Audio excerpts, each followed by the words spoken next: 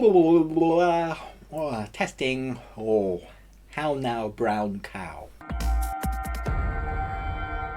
And welcome back to the Ruby Tuesday. We're talking spoilers for the Babysitter Killer Queen, Netflix's original movie sequel. If you haven't seen the film yet, or you haven't seen a non-spoiler review and you're looking for a non-spoiler review, that's not this. There's going to be loads of spoilers in this. So one of the first things I really liked was seeing where the characters had grown. You know, it's been 2 years and you've seen what the characters are doing now. You saw the girlfriend relationship that we thought that we're going to end up like that together, and then we see that they're not quite together, although she's playing that she really likes him, and they end up in this boat on the lake, and then the story reveals that was always a part of this cult, and her plan is to complete the ritual.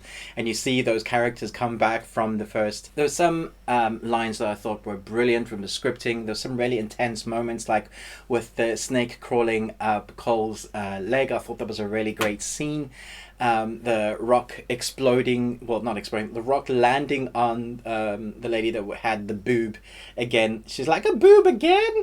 And then the rock, after they've pulled her head off her body, and then the rock, there's just comical moments like that. So you get the really gory moments, which I thought really worked in this, and then you get the excessive amount. The fighting sequence between the two main girl protagonists, like Cole's almost girlfriends, his exes.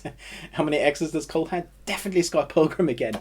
I thought was ridiculous. Although the whole film is kind of ridiculous. I just thought that bit didn't quite work for me. I don't know why. It just really took me out of the film.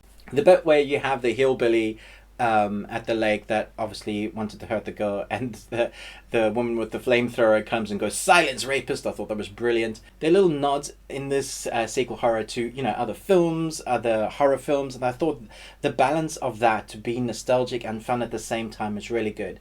Which is why I really like the scripting in this, because it's very quirky, it's very funny.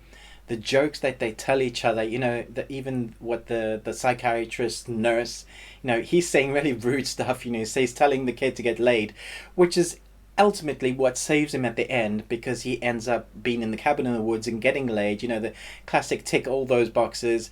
But then to see B come back, as we suspected, many people were saying, wait, no, she's definitely come back. Is B alive? And she was. And we did wonder whether we would see her, because she's gone on to do quite a few bigger films now. She's kind of like a higher, you get these tiers in actors, and she's a higher tiered actor now, or actress. And to see her back, though, it was really great to see her redeeming that role. I was kind of disappointed that her character did die, because I really like her character in this. B and the two going off to fight other cults or something would have been great for a third part. But do you think we're going to get a third part? Because we have the spell book that obviously wasn't picked up, and in that little sequence, just a few seconds after the credit starts rolling, we see the book flip over and open to obviously some sort of spell, which means that McGee is obviously leaving it open to a third part. It could be a lot of fun to see what they'll do with this. I'm enjoying the series. I could stand to watch more, even though it's really tongue-in-cheek, it's really ridiculous, the kills are brilliant. I think this will be like there'll be a love-hate relationship with this film for fans. Some people will absolutely love it and some will hate it. If you go into expecting it to be a serious film, then you're not going to enjoy this. It's more Army of Darkness than Evil Dead 2. Like, there's more silliness than there is seriousness when it comes to the horror side of things. And you can definitely pick apart the stories and what characters doing, convenience, just having things arrive or having things do certain things. Let's talk about the kills that some of them do. The one lady that has the boob shot again, she shoots things and things explode and things, that doesn't work. But that's horror, that's excessive horror. You shoot something, it should just fall down there, be a little bit of blood spray, but actually exploding here. And you saw the buck with the deer just with the leg standing there, which I thought was hilarious. But it's that sort of comedy horror that you can kind of pick apart, or you can kind of just enjoy. For the most part, I really enjoyed this. I'm really hoping that we do get a third part. It kind of redeemed itself when it ended the way it did. You know, I thought the graphics with them disappearing or exploding right at the end with the kind of the fire on the beach there. I thought that all worked really well. I thought they had quirky characters. It was great to see them back.